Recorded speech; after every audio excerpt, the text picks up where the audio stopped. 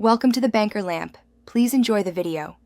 You start by opening Spss and loading your SAV or CSV file so you can work directly in variable view. Once loaded, move immediately to variable view and identify the variable you want to change, check name, type, width, decimals, and label. Make sure to save a backup copy now. You'll thank yourself if something goes wrong. You're ready for the first edits.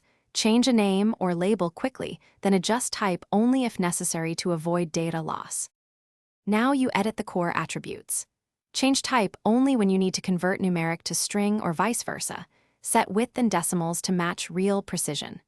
Once done, update label and value labels so your output is clear, and define missing values and measure nominal, ordinal, scale. If you must change actual values, use recode or compute variable. Those preserve original data until you overwrite. Make sure to preview changes in data view and run a quick frequencies check to confirm results. To finish, save your edited dataset as a new file and document every change in syntax or a notes variable so you can reproduce the steps. Run frequencies and descriptives to validate that transformed variables behave as expected and that labels match values.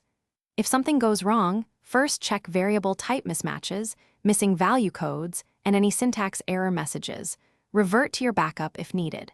Once validated, proceed with analysis, knowing your variables are correctly defined and traceable. Thanks for watching. If this was helpful, leave a like and consider subscribing. See you next time.